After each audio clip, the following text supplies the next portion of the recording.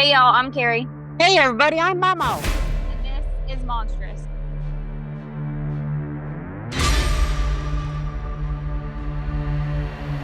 This episode contains language and topics that may not be suitable for all listeners, and topics that may be triggering to some. Listener discretion is advised.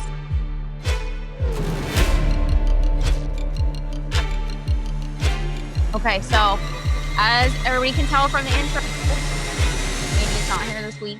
Mandy had someone in her family pass away, so she's taking a couple episodes off to go through that whole grieving process and everything that entails with that. So instead, in Mandy's place, for the next couple episodes, we have MawMaw that is going to be with us. Hey everybody. Yeah, and you can talk whenever. I usually do. You don't have to wait for any cues. So we're not changing any of the cases that we had planned. It's just MawMaw instead of Mandy for the next couple episodes. I'm not 100% sure we have a date set for when she's going to come back, but, you know, things happen. These things are difficult. So, Yeah. Oh, don't I know it? yeah. So we're not sure 100% when Mandy will be back, but MawMaw will be standing in her place. So hopefully she'll be back soon with us. Yeah, because y'all may not like me. Whatever. Okay, so I realized when I was writing this one that we've done almost 80 episodes. Dadgum. Yeah. You've been there for all of them. Well, I've been there for the biggest part of them. Yeah. Especially when y'all would take over my bedroom. I know. You've been in the background of a few of them. Several. Yep. So almost 80. Wow, that's amazing. I know. I didn't realize, obviously it's been over a year, but I didn't realize it was that many until I was. Well, there's only 52 weeks a year, girlfriend, so you're doing something right. I know. So for over a year and for nearly 80 episodes, we've tracked the shadow of human depravity across the entire globe. Yeah, you've had some sick stories. Mm-hmm. And there's a lot more to come. Yeah, buddy. So in the spirit of this season specifically, Halloween, spooky season, we have veered from our true crime roots, and we've covered everything from haunted lakes and spooky games to witches, curses, dolls, myths, and folklore with a little bit of true crime mixed in there. But today we're going to veer sharply back to those true crime roots. Back to where we began, because sometimes the greatest monster isn't a myth or legend, but instead it is flesh and blood. There's some sick puppies out there. Oh, yeah. So in today's case, I think I married a few. I'm just kidding. Just kidding. I can't with you. Okay. So for today's case, this one takes place on the very date that caps spooky season, Halloween. That's right. It was Halloween, huh? Mm-hmm. And the monster in today's case was far closer to home than any myth could ever be. So Halloween has always been a season where fact and folklore blur together. For centuries, people have gathered around fires and living room lamps to trade stories of witches, spirits, and things that go bump in the night. But what we sometimes forget is that many of those stories were rooted in real fear, and often in real tragedy. A neighbor's strange behavior could turn into a tale of witchcraft. Missing child became the seed of a ghost story whispered for generations. The line between monster and man has always been very thin. And that's what makes true crime in October hit extremely differently. We can brace ourselves for haunted houses and horror movies because we know they aren't real. But when we talk about a case like this, a family annihilation that unfolded in the middle of a quiet Ohio town on Halloween night, no less, we're faced with something scarier than any ghost. The fact that the darkest horrors often come from the people closest to us. No kidding. So we're heading to Martin, Ohio, for a catastrophic failure of family and system. It's a story of horrific violence that occurred right there right where safety should have been guaranteed, exposing the brutal, tragic consequences of an unaddressed crisis. This is the heart-wrenching case about a familial implosion and a brutal reminder of how thin the line between care and catastrophe truly is. So, if you're ready for this deep dive, I'm ready. so we are heading to Ohio, and we're going to talk about the Liske family murders. So, Martin was a sort of place where life moved slowly. It was measured more by seasons than it was by headlines. In October, the cornfields that stretched out around the town would be golden and brittle, ready for harvest. Church bells still marked the rhythm of Sundays, and Friday nights were for football games at the nearest high school. People here left their doors unlocked, not out of carelessness, but out of habit. When your neighbors have known you since childhood, trust becomes second nature. Well, I don't ever remember my grandma locking her doors. I don't think Grandpa ever locked his either, did he? No. Now, he did when he went to bed. But if he went just uptown, no, he didn't lock the door. I mean, it was a super small town that we lived in too, and but everybody knew everybody. right. And they lived there. Grandpa grew up in that town, so No, Grandma did. oh yeah, Grandma grew up he grew up in town next over. Yeah, no town over. So, I mean, back then you just didn't. There are people still today that don't lock their doors, which that won't happen. Not in this house. When Mandy told me she slept with her bedroom windows open, I wanted to slap her. I slept with my bedroom window open. You're crazy. What is wrong with you? You have pit bulls. I don't worry about it. You have never listened to Morbid. Fresh air is for dead people. I love my fresh air, especially if it's a nice fall night. Oh. But I guess this window and that window over there is a little different. Now, that one I wouldn't leave open. Yeah, no, because this one's But right up this one, it's a little different because it's right there where the fence is. yeah. It's like, yeah, no, that ain't happening. Yeah, no.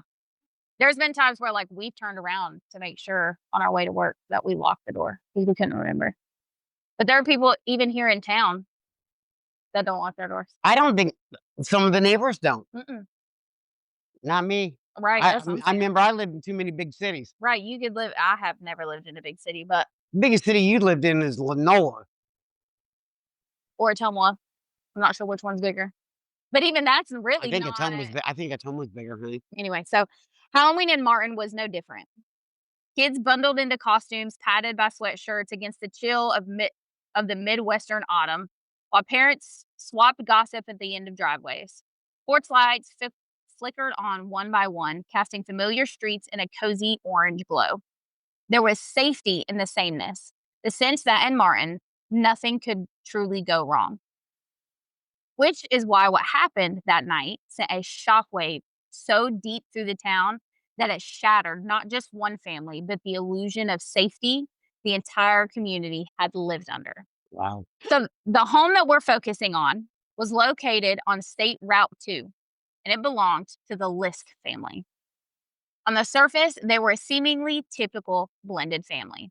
William, who went by Bill, Liske Sr., he was 53. He was an established resident of the area. He was a United States Air Force veteran and worked as a front-end loader for waste management. Don't know, but it's the Liske family murders that I'm familiar with. Yes. Okay, this is a new one. Yep. Oh, boy. Yeah. Yep. This one you don't know. I know it gets mixed up because if you say it too fast, they sound the same. But this one is Liske, Liske. Not List, List. Yep. Oh. Mm-hmm. Yep. This one you don't know. I'm about to. Yep. Okay. So Bill was known to love hunting, fishing, and gardening. He was the very definition of a man who cherished his land and the outdoors.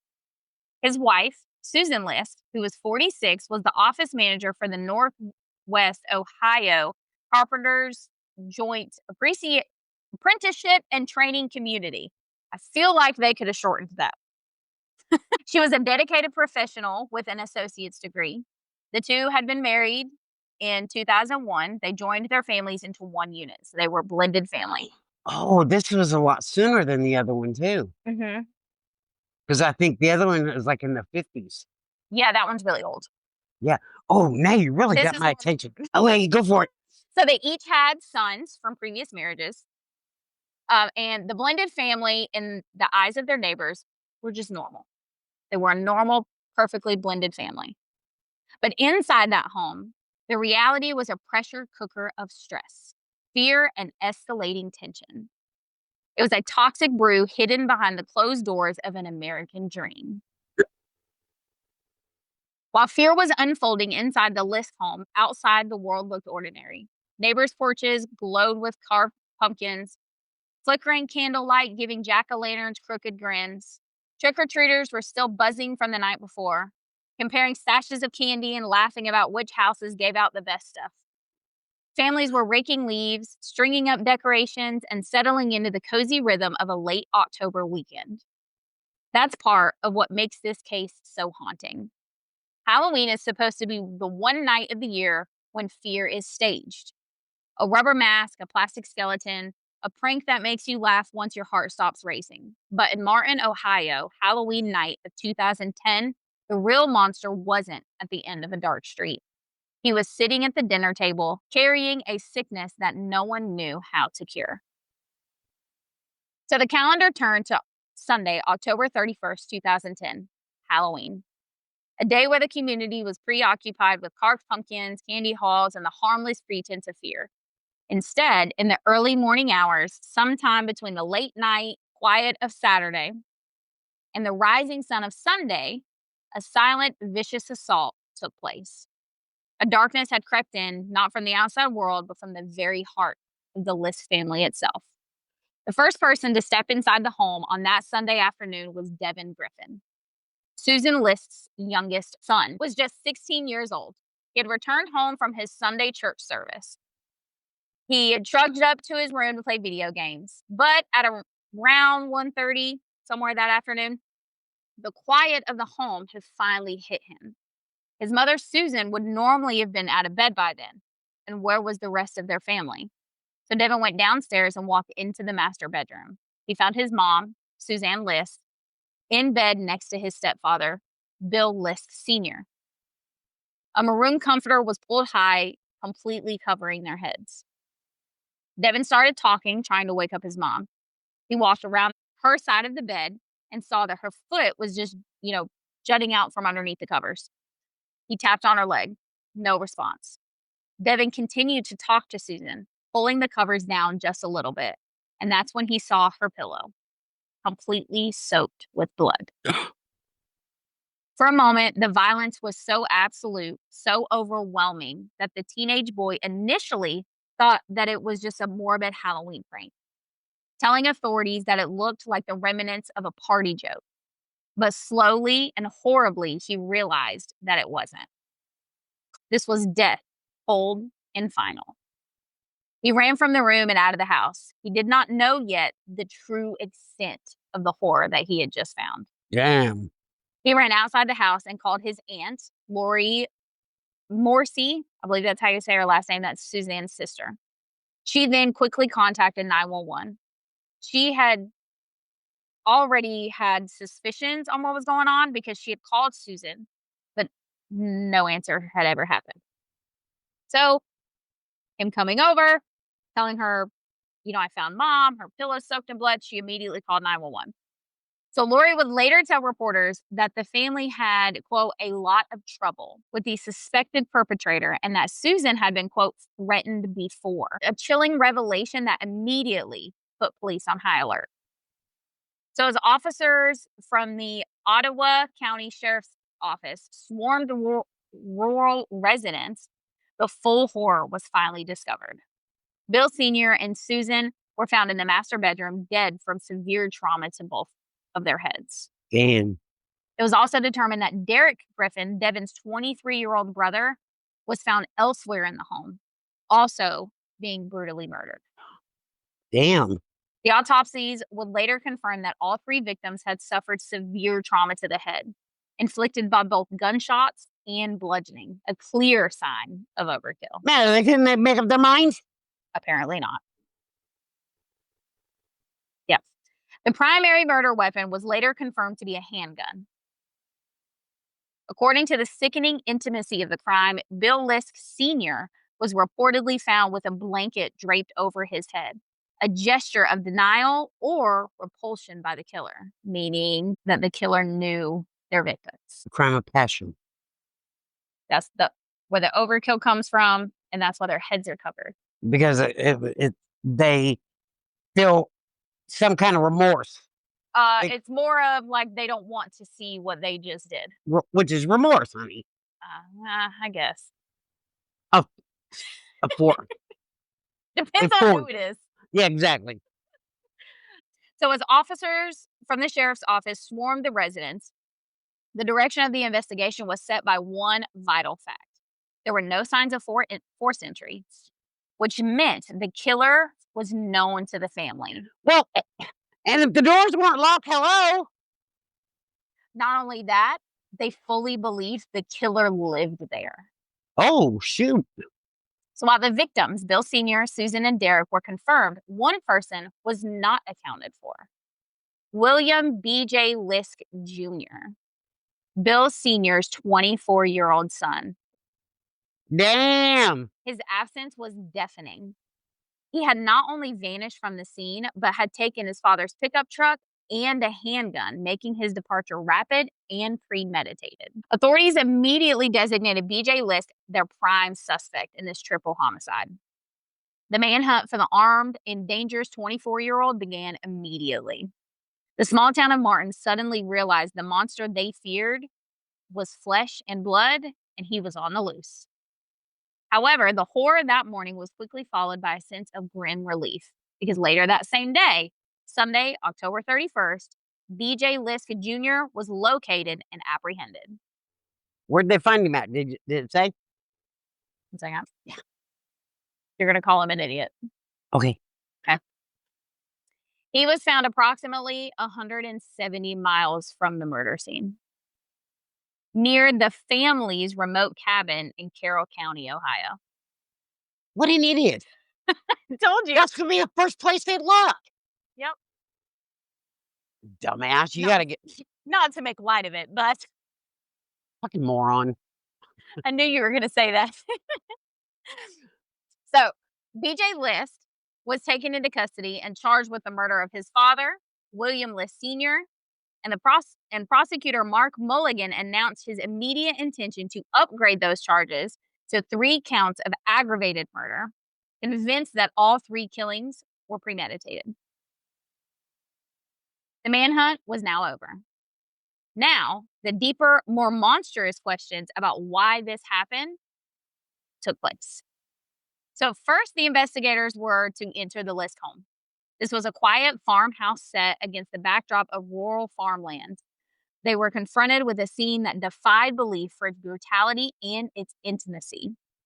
The initial observation, Devin Griffin's belief that it was a morbid Halloween prank, was a testament to the sheer unlikelihood of such a horrific event occurring within that peaceful setting. So the forensic reconstruction quickly established a timeline and pattern of attack that supported the prosecution's claim of premeditation. But it differed from a spontaneous psychotic episode. So they're like, it's premeditated, but it might have just been a psychotic episode. So it really could have been a psychotic break. Right. So the violence was perpetrated using a combination of a firearm and a blunt object, demonstrating a terrifying intent to ensure death. Now, did they ever figure out what the blunt object was? They have, like, they speculate on what it could be, but I don't think they ever actually found it. Okay. So Bill Liske and his wife Susan were found in their bed. Both had suffered gunshot wounds and blunt force trauma.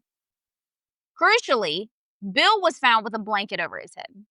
This detail is forensically significant. In cases of premeditated murder, covering the victim's head or face can serve multiple psychological functions.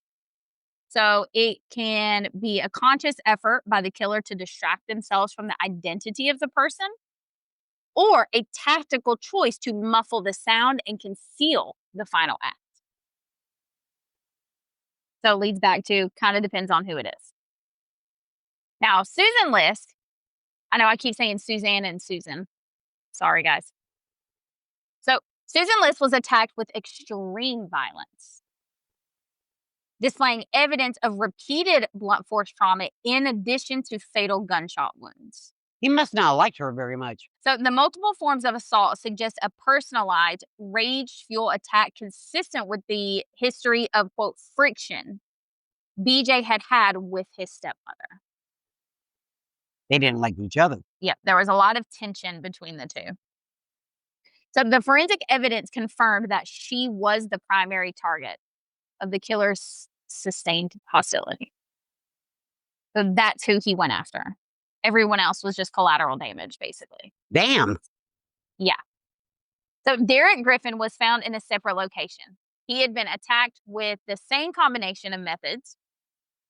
The nature of his wounds confirmed that he was likely just a casualty of the sweep of the house. He was killed to eliminate a witness or because he had woken up during the initial attack.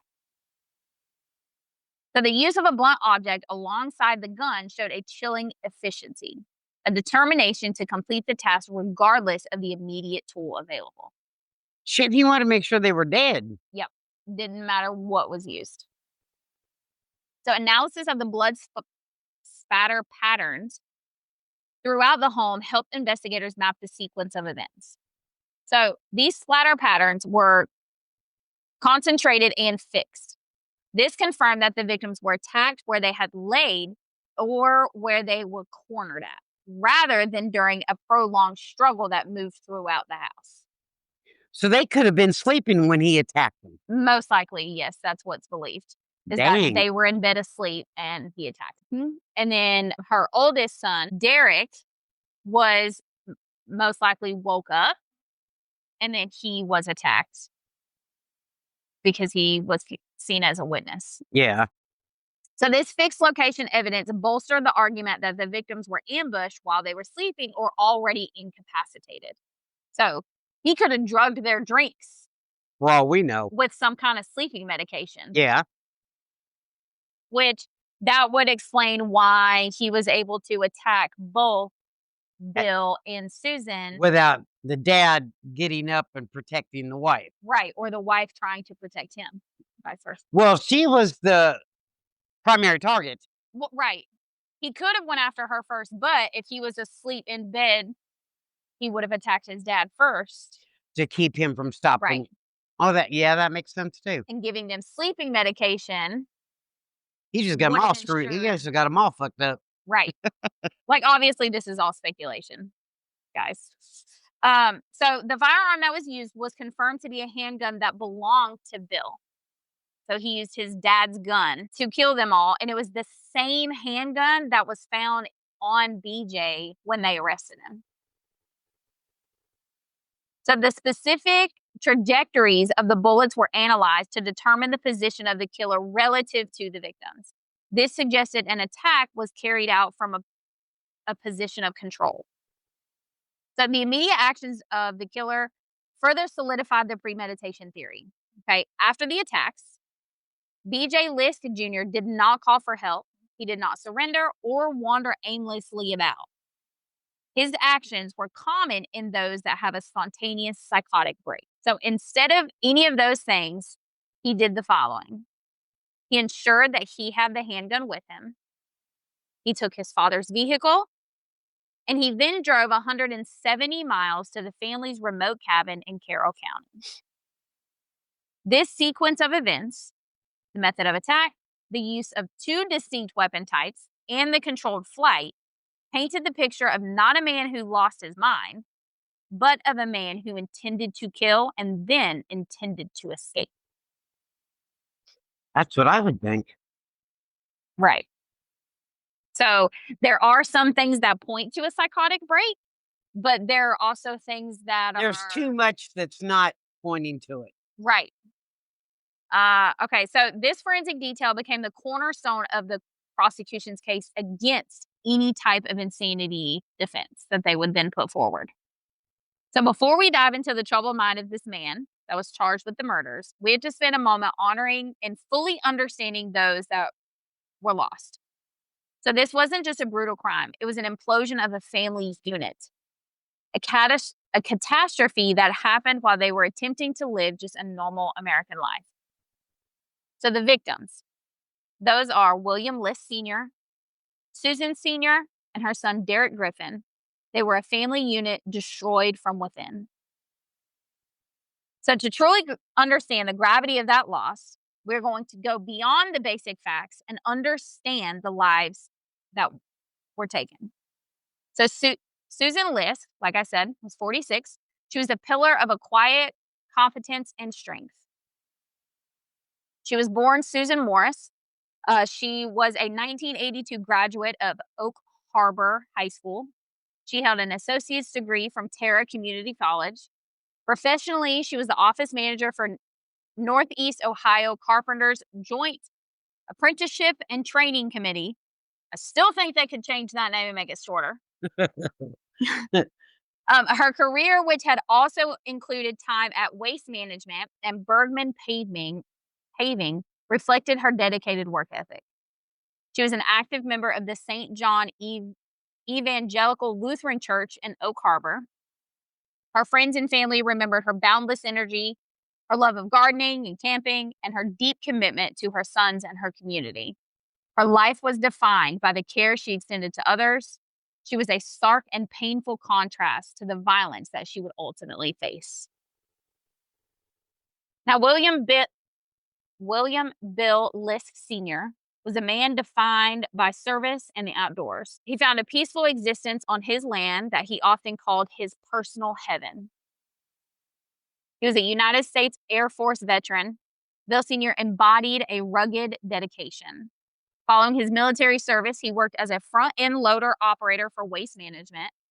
His passions were simple and profound: hunting, fishing, and working in his garden. His obituary noted that he was a loving husband and father whose greatest endeavor in his later years was the ceaseless, complicated task of protecting his son, B.J. His role as a guardian was not a legal formality. It was a devotion that ultimately cost him his life.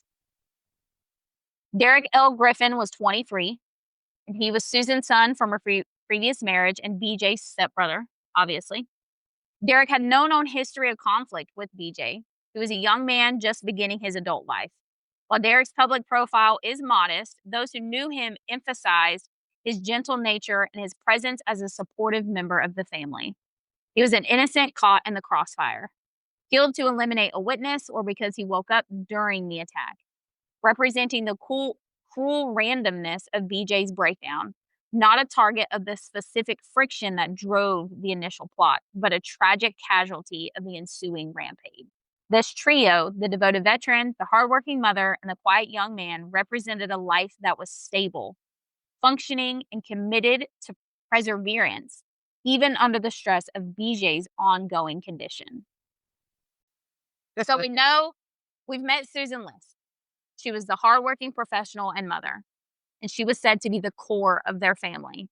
She had married Bill in 2001, blending her family with his. So they had been married very long when this happened. Nope.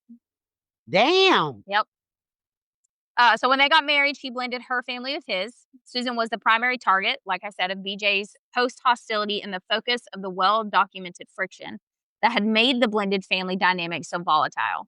Yet she worked tirelessly to keep the peace and manage the volatile situation. Her efforts to protect her family are heartbreaking when viewed through the lens of what ultimately happened. Bill was more than just a dedicated Air Force veteran and worker. Sources close to the family say that he saw his son BJ as his best friend and, crucially, BJ's protector.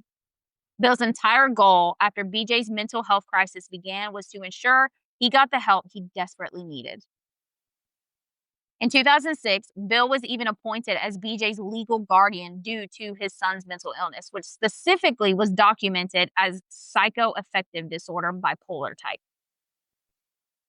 So he had a very serious mental illness, and all Bill wanted to do was protect him. And I get that. And in the end, it cost all of them their lives. Which, as a parent, that's all you want to do. Right. His son couldn't care for himself. He needed somebody to be there, and so he did it because that's his son. Obviously, he never expected anything like this to Well, happen. no. So Bill's application to the court was clear, stating that his son could not live at home because of his intense friction because of BJ and his stepmother, Susan. His plea was to secure a place for BJ in a halfway house or a group home, ensuring distance. So he took over as guardian. BJ came to live with them. And there was a lot of tension, things like that within the family with BJ being there. So rather than just throw his son out, he was trying to find a safe place for him to go to. Which I get that too. Right. He wanted things to be calm and all of that, but also ensure that his son was getting the help he needed. Right. All of that. So that was in the process. So tragically, the man who spent years trying to save his son and manage the distance became his final intimate victim, found with a blanket over his head. Then there was Derek Griffin, who at 23, he was the oldest adult son of Susan. Unlike Susan, Derek was not reported to have any kind of significant conflict with BJ. He was simply, like I said, an innocent casualty caught Collateral damage. So the blending of these families created a situation where Bill Sr.'s loyalty was constantly torn. The constant documented friction with Susan was the very reason BJ had been segregated from the home, ended up living in a group home in Sandusky and only visiting on that fatal weekend. Oh, so he didn't even live there. Not at the time, no. He did previously. Sorry, I guess I wasn't clear about that. Sorry. No, I didn't. I didn't catch it in my brain. So he did live there at one point, but there was a lot of turmoil, a lot of friction, just a lot of issues. So rather than him split up his family and throw his son out on the street, Bill went to the courts and was looking for a group home or a halfway house, somewhere safe for BJ to be, to where Which he did. It would put distance between all of them, but also ensure that BJ was getting the help he needed. The courts agreed, and they found a place for him to be in Sandusky. He had not stayed at the family home since then until Halloween weekend. Damn. Yeah. Okay, sorry. Okay. So this fragile, stressful equilibrium maintained by Bill for 4 years. So it was this way for 4 years. It had all finally come to a head and failed on that Halloween morning. So now we turn our attention to the source of the family's terror, and that is William B.J. Liske Jr. At only 25 years old, BJ had a severe, well-documented history of mental illness. He had been diagnosed, as I said, with a schizoaffective disorder and bipolar type. This was a combination that severely distorts a person's grasp on reality, leading to mood episodes and, crucially, psychosis. Now, that does not mean that everyone with this mental illness goes out and kills people, okay? Not saying that by any means. There are people out there all over the world that have this exact same diagnosis and live completely normal lives. Just so that is, that's out there. There was a catalyst here. So to fully appreciate the complexity of BJ's case, we have to look closer at that diagnosis that he has in order to really understand. So schizoaffective disorder, bipolar type, is a condition that is often more debilitating and difficult to treat than schizophrenia or bipolar disorder alone. Dang. And that is because the patient experiences both severe mood swings and reoccurring symptoms of psychosis. So you're getting both. You just flipping yourself around. Basically. Clinically, this means that BJ was not simply suffering from depression or manic highs. He was navigating a distorted reality. The psychosis component means that he experienced hallucinations and or delusions. In bipolar type, these psychotic symptoms are superimposed onto extreme mood swings. So they have periods of intense energy, grandiosity, racing thoughts, and severely impaired judgment. And this friction and aggression that BJ displayed with Susan and his father in the past were likely amplified by these manic episodes. Dang. Yeah, people with bipolar type also have periods of profound sadness, lack of energy, and hopelessness. So major depressive episodes as well. So the primary issue, as noted by his father, was that BJ struggled with medication non-compliance because there is medication to help with Right. all of these things. BJ's issue was he would not take it. This is a common and very dangerous thing for this disorder specifically. It's dangerous with any type of major mental illnesses like this, but especially this one. Oh, yeah. Because you Because get their medicine keeps them kind of on even keel. right. It helps with, you don't have the delusions, you don't have the hallucinations, all of that stuff. Without that, there's all kinds of stuff going on in your head. When a patient is delusional with this type of mental illness, they often believe that the medication itself is a threat, often believing it's poison.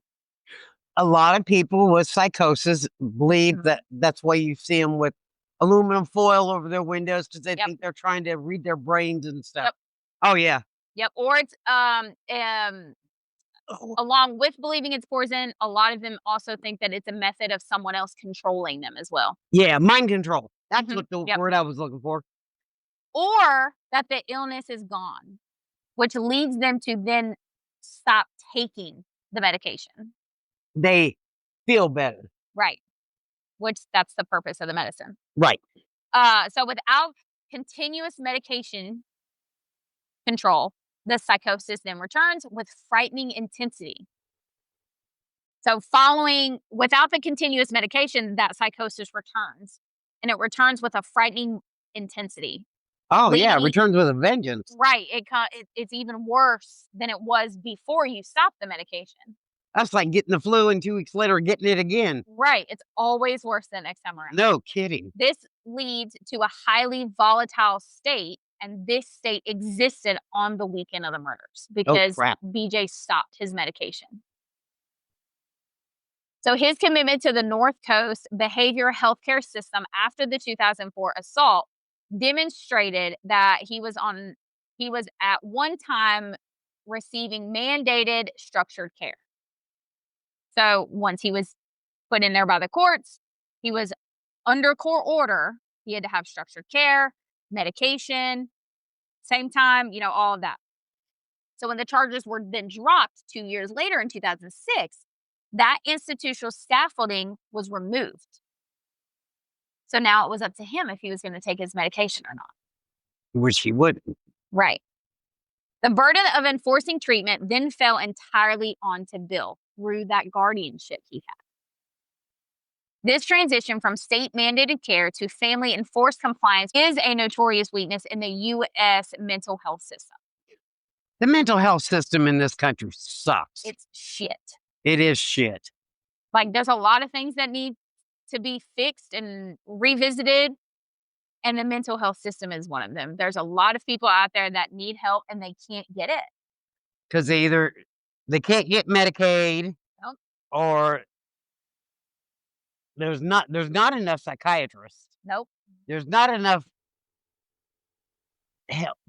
mental health care workers to go around. Some of them just don't care. Some of them are in just for the fucking paycheck. Right. Like Mike and I, a few years back, Mike and we knew him. Mike was more friends with him than I was. But there was some addiction issues there as well. But that was self-medication for They his mental self-medicate illness. because they can't afford. Number one, they can't afford their meds, or they can't get them. Yep, he went to several different doctors, and they all told him, "There's nothing wrong with you. There's nothing wrong with you. Nothing wrong with you." But there was. He was hearing voices. He was having hallucinations, and it's the drugs. It's the drugs. But he went to rehab several times, would get clean, and it would still happen. And ultimately, he ended up killing himself. Because they Because can't deal with it he anymore. felt that was the only way To stop. for his girlfriend and his kids to have a better life. Yep. And that's a shame. Yep. And it happens all the time because our health system is shit. That's a whole nother. That's a whole nother topic. Right. That's a whole nother can of worms that we could sit here and discuss forever. Oh, shit, yeah. Okay. So this often is described as as a revolving door phenomenon. And in BJ's case, it led directly to this catastrophe. BJ was meant to be on medication. He was meant to be in treatment. But the nature of his illness, combined with the difficulty of enforcing treatment in the mental health system, meant that his medication schedule was often on again and off again. The family's worst fear had already materialized years before the Halloween massacre, though. So in 2004, 6 years prior to the murders, and I've referenced this before now, BJ Liske, then 19 years old, committed an act of domestic violence that was an unmistakable preview of the tragedy to come. He was charged with felonious assault and robbery after he had struck his stepmother, Susan, with a coffee cup and then took her car keys. This was an act of personal, targeted violence against the person that he was known to have friction with. So this was the case that got him put in the hospital and then charges dropped in 2006. That's that assault. So when the case reached court, a plea of not guilty by reason of insanity was filed. The system recognized that BJ was suffering from a severe condition, and he was ultimately found incompetent to stand trial for that assault charge. He was then committed to the state facility. So this entire thing should have been the turning point. He needs help. We need to get him that help so nothing else from here happens. The system saw the danger, they identified the illness, and they intervened. But the intervention was temporary. In March of 2006, after being found incompetent, BJ's charges were dropped by the state. The legal system effectively released him from the mandatory structure of the criminal justice system, relying instead on his father's guardianship to manage his care. This is a catastrophic system failure in this case. A proven danger, acknowledged mental illness, and a release back to the very stepmother that he had already assaulted. This is the part of the story that raises the most uncomfortable questions. William's struggles weren't a secret. His mother, his doctors, even the courts knew that he was battling serious mental illness. And yet, the safety net meant to catch someone in his state was full of holes. William's violent outbursts weren't a mystery. He had a documented history of psychotic episodes. Time and time again, the system defaulted to leniency. The laws at the time made it nearly impossible to commit someone involuntarily unless they posed an immediate threat. This impossibly high threshold left families like the Lisks to shoulder an impossible responsibility to protect someone they love while also protecting themselves. Threats aren't always shouted or written down, as many of us know. Sometimes they're in the unease of how a mother feels when her son grows volatile, or the fear of a stepbrother who doesn't want to be alone in the house with his brother. The system demanded clear, immediate danger, a weapon in hand, a direct threat spoken aloud. Anything less than that was brushed aside as a non-urgent need, highlighting the painful truth that we wait for violence to happen before we take danger seriously. And by then, it's too late. Exactly. So by the time the urgency became undeniable, as it always is, it was too late in this case. William's instability wasn't a sudden snap. It was a long, visible unraveling. And in the end, everyone who saw the warning signs was forced to watch, powerless as that unraveling destroyed an entire family. So what happened in the hours leading up to the murders? We could only piece together the silence that Devin Griffin was met with. We know Bill Sr. was a hunter and owned a handgun. We know that BJ fled with that handgun in his father's truck. The Ottawa County prosecutor, Mark Mulligan, wasted no time after that arrest, quickly stating that the evidence pointed to one conclusion: premeditation. This was key. It meant that the state believed BJ's mental illness did not completely overwhelm his cognitive ability to plan the crime. The act was not a random psychotic break in the heat of the moment. It was cold-blooded execution. And the evidence for premeditation was overwhelming. So first, the victims were attacked while they slept, and this indicated a planned time when they were at their most vulnerable. Next, the choice of weapons and the manner of death: gunshots and bludgeoning. This demonstrates intent to ensure that they were dead, not just cause injury. The attack on 3 people, including his protective father and innocent stepbrother, was systematic. Then you have a potential witness had reported to the sheriff's office that they had spotted some aspects of the crime, confirming that BJ's movements or actions immediately before or after were observed by someone else, adding concrete evidence that this was a planned operation, not a spontaneous loss of control. And then lastly, you have the escape plan. BJ fled the scene with the murder weapon and his father's vehicle, driving 170 miles to a pre-established remote location, the family's cabin. This is the behavior of a killer attempting to evade capture, not a person who is in the sudden psychotic break. So the Liske family was not killed by a ghost or a random stranger. They were killed by a monster of circumstance, fueled by a devastating, untreated illness and a systematic failure that allowed a documented threat to return home. The prosecution's assertion of premeditation would shape the entire legal path, a path that ultimately determined B.J. Liske's fate and attempted to provide some semblance of justice for Bill, Susan, and Derek. So B.J.'s capture closed the manhunt, but it opened a legal battle that centered on the very questions the family had been grappling with for years. Was B.J. responsible for his actions, or was he a victim of his own mind? Could the law hold a person with severe mental illness accountable for premeditated murder?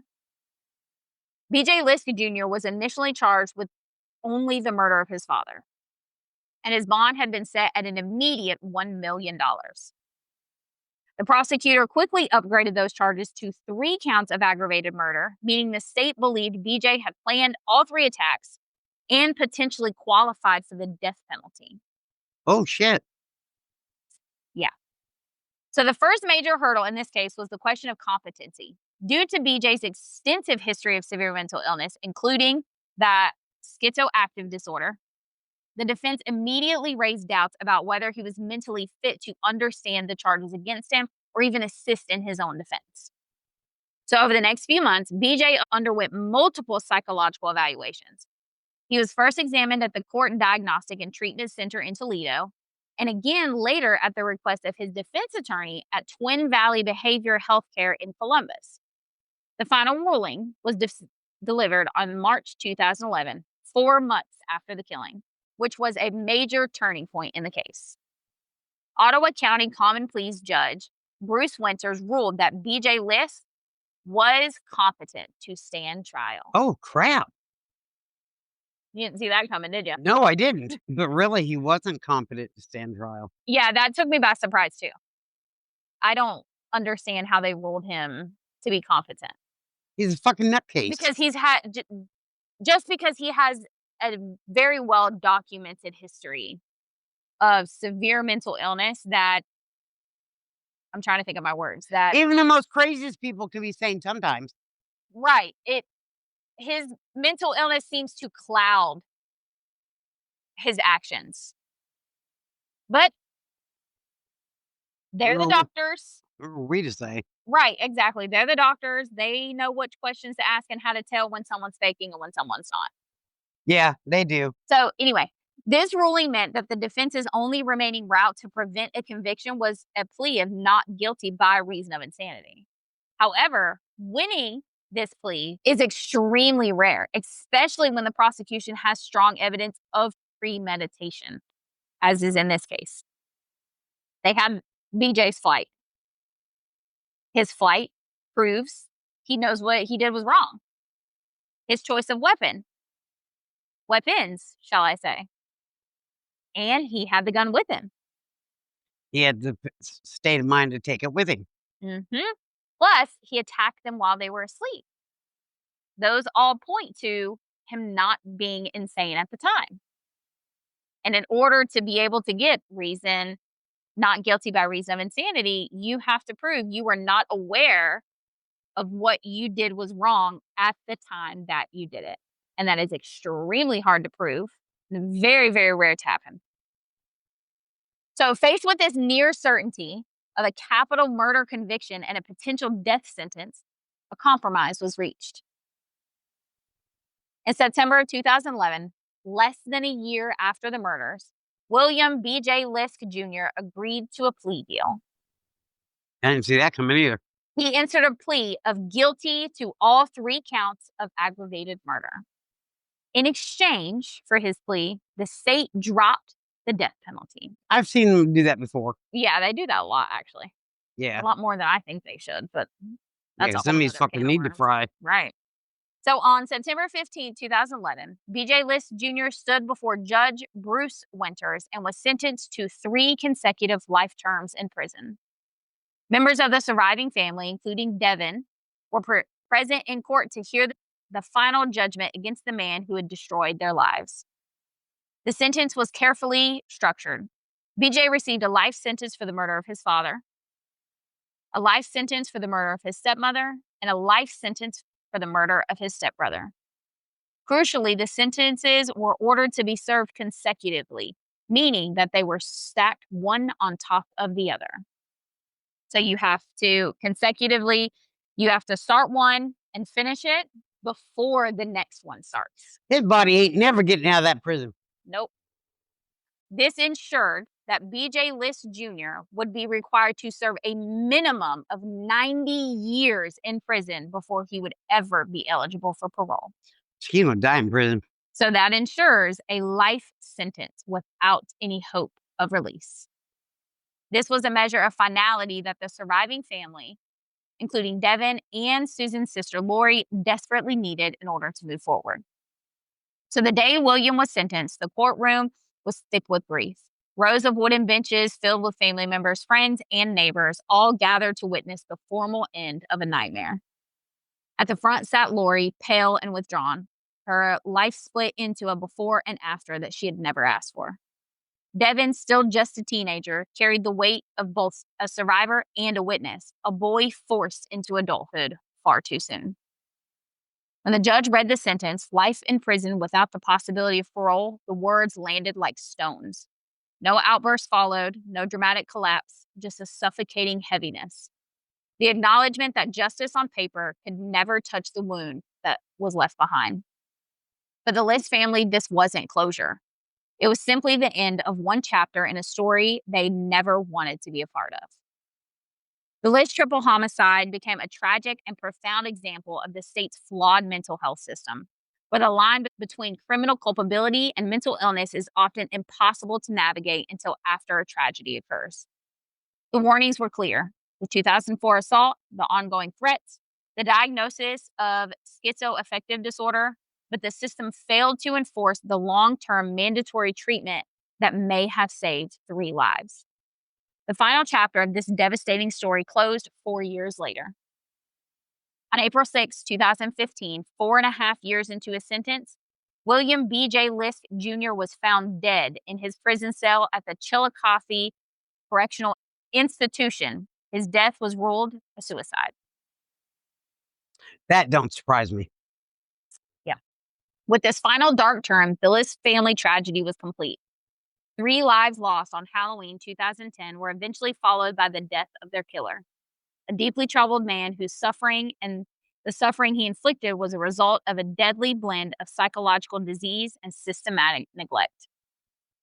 The moment B.J. Liske Jr. was ruled competent, the courtroom became the final high-stakes battleground for his life. The defense stared down the state's 3 counts of aggravated murder charges that carried the ultimate penalty. The primary goal of B.J.'s defense team was simple: avoid the death penalty. Their only viable path was to argue his profound mental illness, which made him incapable of forming the specific intent required for murder, which led to their not guilty by insanity defense. But the bar for that defense is impossibly high. They would have to have proved that BJ was so deeply impaired by his schizoaffective disorder that he literally could not distinguish right from wrong on that morning. Prosecutor Mulligan's evidence, though, all pointed to premeditation and a clear awareness of wrongfulness, shattering the foundation needed for his defense. So in Ohio specifically, there's an intermediate option: a plea of guilty but mentally ill. This plea acknowledges the crime while mandating treatment. However, facing 3 counts of aggravated murder, the defense's only true leverage was the sheer complexity and emotional risk of a full trial. A long, drawn-out trial revolving around BJ's illness would force the surviving family to relive those horrific details, and it carried a high chance of a death sentence verdict. This immense pressure on both sides, the defense trying to save their client's life, the prosecution trying to guarantee a permanent conviction, led to that inevitable negotiation. It was really the only option they had in the end. Yeah. But, Robert- legally, they cannot execute sorry, hiccups. They cannot execute an mentally ill person. No, it's just but I don't know, because he was found competent, He's not competent, and they knew it. which that's why I don't understand how they even found him competent. It's very clear that he wasn't, and maybe he did premeditate it, He may have. but he may have still premeditated it in a state of psychosis, though, Right. and because he died of suicide only 4 years later, no one will ever know what his state of mind was at that Right. point, because no one can ever speak to him to try to find out. That's it. Crazy. So this resulting agreement was swift and decisive. So September 2011, like I said, only 4 months later. That's very, very fast. Yeah. Typically, those things don't happen for years after a murder charge, especially a triple homicide. Happened very quickly. Yeah. I think it was a let's close this because we know who did it. It's open and closed. Right. Is what I think of more of what it was, rather than Let's wipe up this little stain in our community. pretty much. That's what I think of more of what it was. I could be wrong though, obviously. But that's how it seems to me, because it was very, very quickly that this charge happened, trial was set. Typically, that doesn't happen in murder charge, especially 3 counts of it. Yeah. It's usually years after the fact is whenever this stuff starts being put down on the table.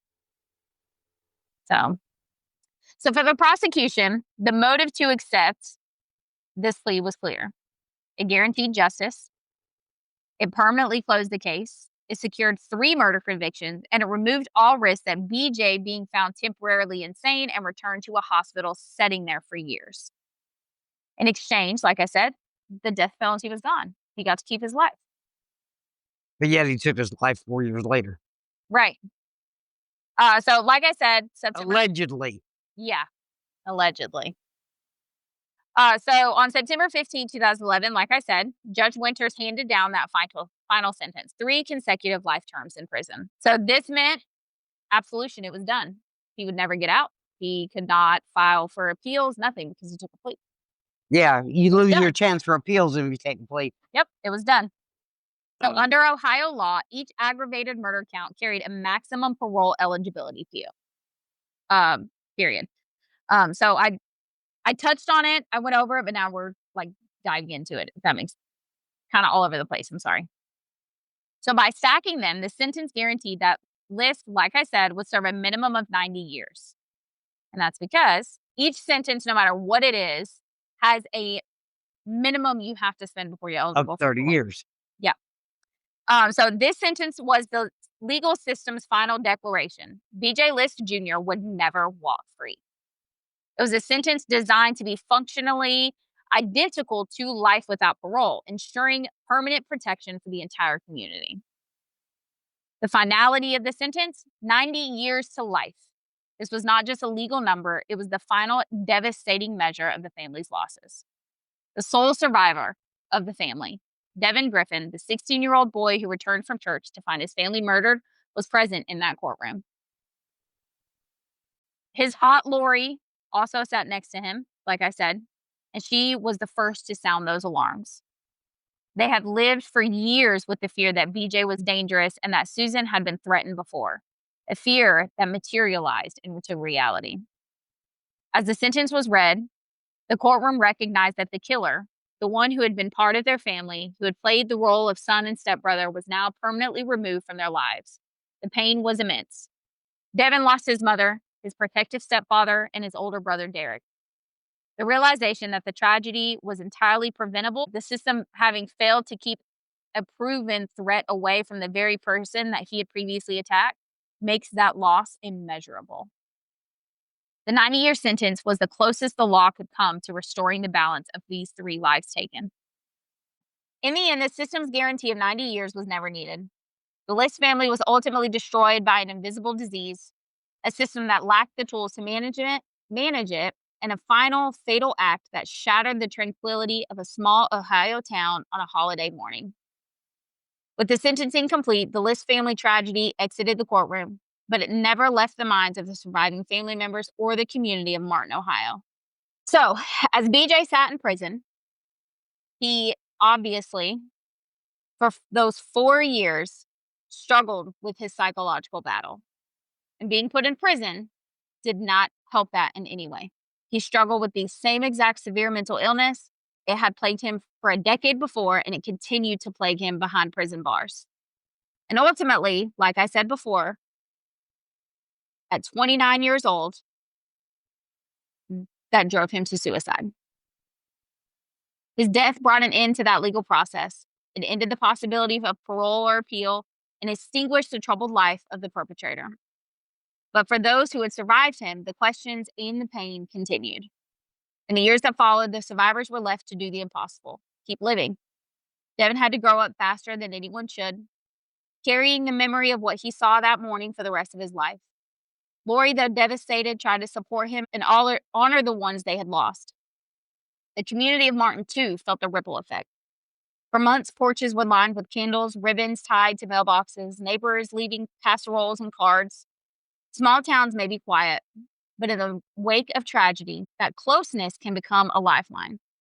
Yet no gesture, no visual, no casserole could erase the emptiness that the Liske family felt. The Liske case is a devastating illustration of the failure to treat severe chronic mental illness effectively within our legal and healthcare systems. It is ultimately a story of a system that only becomes responsive after the worst possible outcome occurs.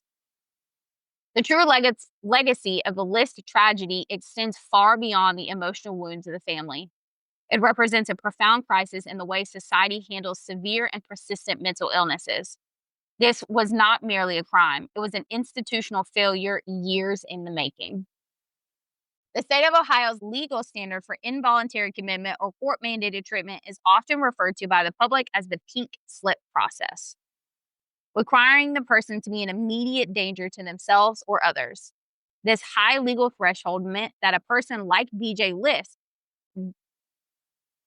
who was hostile, unmedicated, and potentially dangerous, could slip through the cracks as long as he wasn't considered an immediate threat on a day-to-day basis.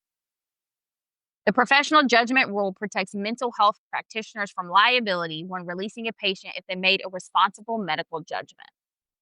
So that means, well, based off my medical judgment right now, at this moment, he's fine. So I'm going to release him. Like your fucking maroons. And I have no liability. However, the legal system's decision to simply drop the felony charges in 2006 rather than transitioning BJ into a program like Guilty But Mentally Ill, which would have mandated ongoing supervision and medication compliance as a condition of his release, was a critical institutional error. So I get, okay, he's not a danger right now. He doesn't need to be here. So rather than drop the charges, find him guilty but mentally ill. That way, he is still being supervised. He is still being required to be on medication. And if he doesn't, he goes to jail. They failed to do that. When Bill Liske Sr. took over as guardian, he became the final desperate buffer. His probate court application explicitly stated that BJ could not live at home because of friction between Liske and his stepmother. It should have been because of the assault between him and his stepmother. The assault, he hit her with the cup and took her car keys. Right. That right there should have got him in mental health. Yep. But they found him that he was fine, so they released him. And they dropped those charges. And he was allowed to go back over there. So this was a legally documented acknowledgement of immediate danger. This was on legal court papers saying that his stepmother was in danger. Yet, the system had no mechanism to enforce Bill Sr.'s separation plan permanently, allowing BJ to return for visits that ultimately bypassed the very distance that Bill Sr. had fought so hard to create. But technically, and really, he was an adult, so they could have not gotten the visitation. But his dad had guardianship, which meant that he did. So in the eyes of the law, because his dad had guardianship, he wasn't like an adult like me and you could just go do whatever they wanted. He was basically the guardianship, like as if he wasn't. Still don't make no sense to me, but So okay. it's like No, I get it. I get it. Like, but what I'm saying is with his mental defect, they could put a restraining order on him and not let him come visit because of the threat of that violence. Yeah, but his dad was also very protective. He may not have trusted anyone else. So, you know what I mean? Well, sometimes mom and dad's got to bite the bullet. I know. Well, anyway. It's a hard situation to be in. It is. Yeah. It's one of those things that we could say we would do this or not do that. But you don't know what you'll do unless you're in that situation. Right. You know. This is one of those things he wanted to protect his wife. And he wanted to protect his son at the same time. And I get that. Yep. So sometimes it's hard to choose. Half a dozen one, six the other. Right. Right. Exactly. And it sucks that he was ever put in that position to begin with. Right. Because he tried to get help. The state, when he attacked his stepmother and took her car, the state should have put him in a mental institution right then and there. And not released him. And never released him. And Bill Sr., he tried to get help. He did everything he could to get help for his son, to protect his wife, and the system failed all of them. Failed them all majorly. Okay. The final fatal visit was a tragic loophole in a system that prioritized procedural discharge over long-term public and familial safety. The lack of robust, accessible, and mandatory community-based treatment for high-risk individuals is the silent accomplice in this triple murder. So we are going to go back to the 2004 incident, which was the attack where BJ had struck Susan with that coffee cup. That event was the most critical missed warning sign. The court system recognized that danger and BJ's incapacity, finding him incompetent to stand trial for that. Right then and there, they should have put him in a mental institution. And they committed him to treatment. But when those charges were dropped, that mandatory commitment was lost. He was set they out. Should have never lifted that mandatory. I get the charges were dropped. Yeah, I do too. But he was not competent to stand trial, which means he's a Looney Tune motherfucker, pay attention. He should not have been taken off of that mandatory structure for his medication. No, because he was doing good on it. Right. And it happens so many times. It's ridiculous. So the management of BJ's care fell back entirely onto, like we've said, his father. That desperate cry for help, where he wanted to protect both his wife and his son, no matter what his love was, no matter how hard he tried, No just government institution would help. and love just isn't enough.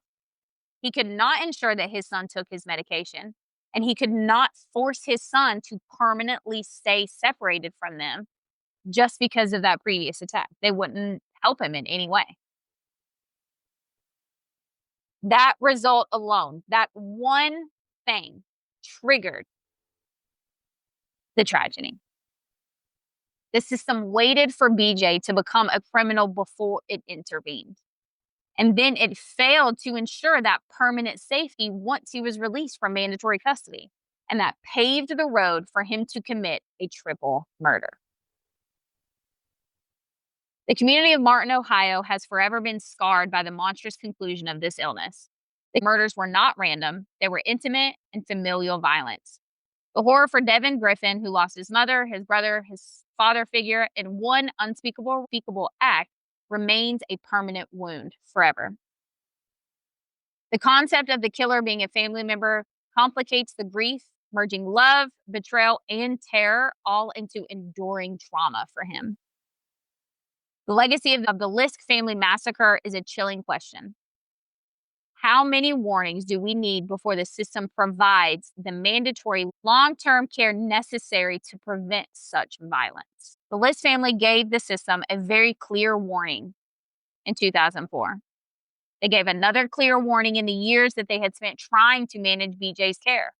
Yet on Halloween 2010, that invisible disease and the system's failure claimed all three of their lives in rural Ohio. The lives of Bill Sr., Susan, and Derek ended that night, leaving behind a profound reminder that for some families, the greatest danger does not lurk in the shadows.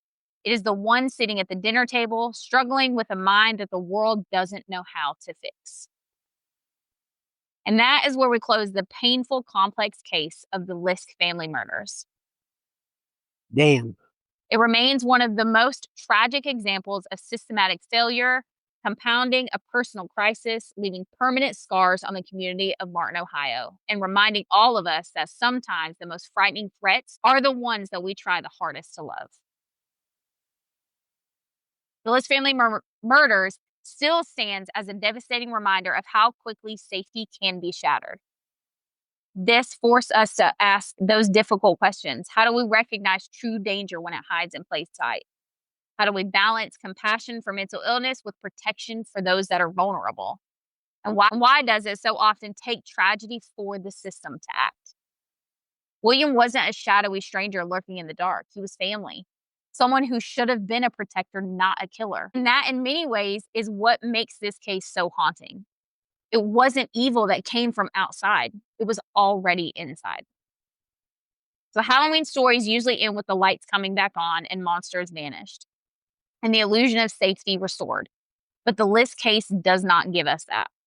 There's no neat ending, no comfort in saying the evil was supernatural or imagined. Instead, it forces us to live with the truth that sometimes the scariest monsters don't wear costumes. They don't lurk in abandoned houses or haunted woods. Sometimes they carry your last name. Sometimes they share your blood.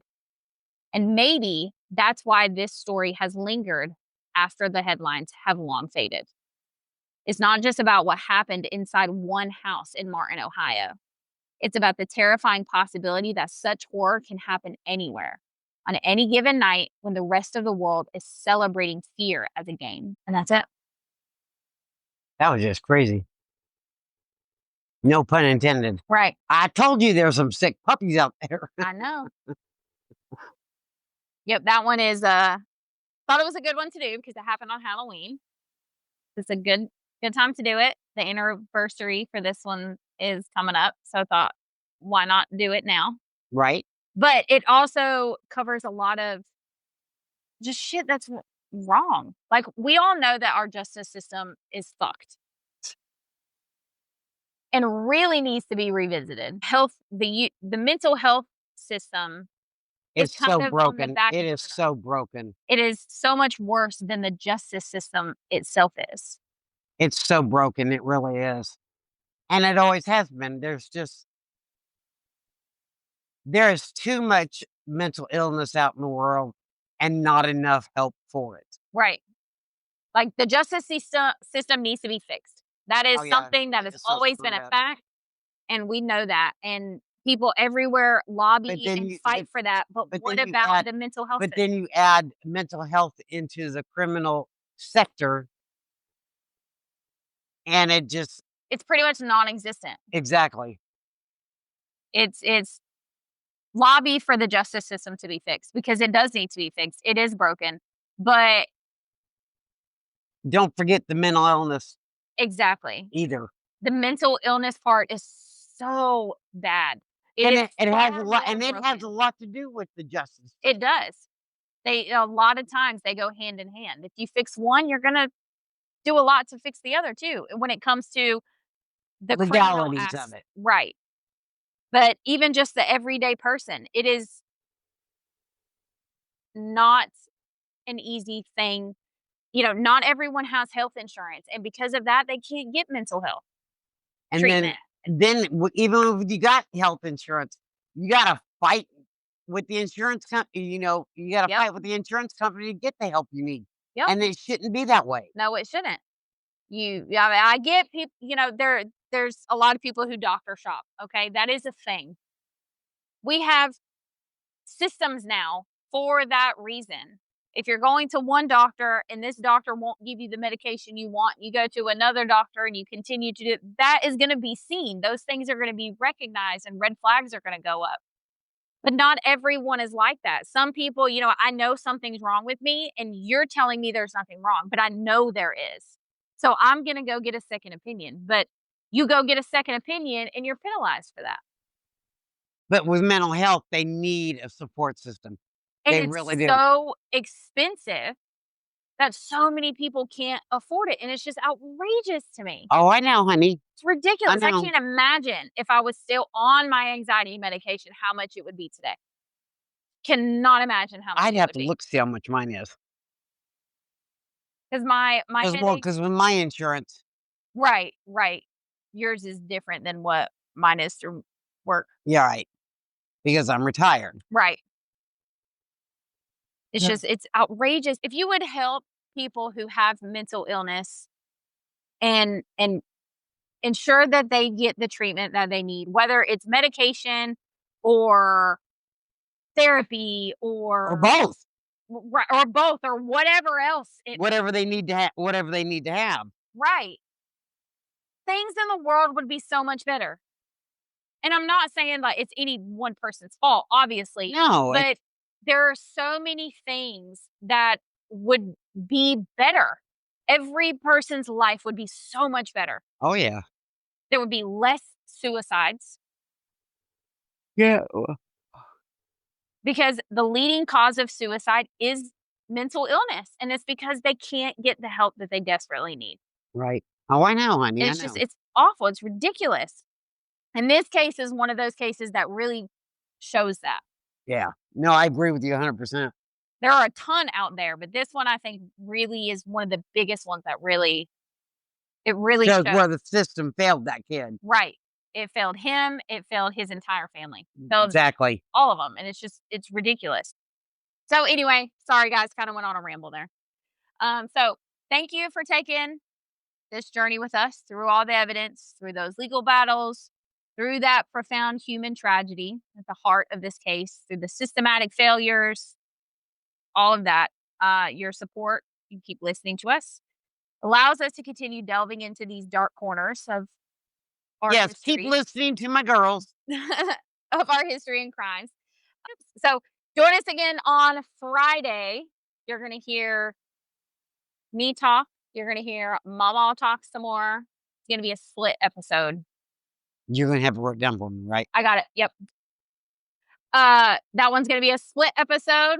We're going to go back into the haunting of some things for Friday. Ooh. Gonna dive deep into that. We're gonna get our water wings wet. Lord, I On sink to Friday. the bottom. All right, so come back on Friday, so that way you can get your water wings wet with us, guys. So we hope you enjoyed listening to this one. If you're not subscribed, subscribe, hit your little bell notification, rate us wherever you get those podcasts. If you enjoyed this one, make Make sure you share it with someone who may enjoy these cases as much as you do. You can find us on Facebook. That link's in the description as always. You can also find us on TikTok and Patreon. Our email is also in the description for your listener tales and case suggestions.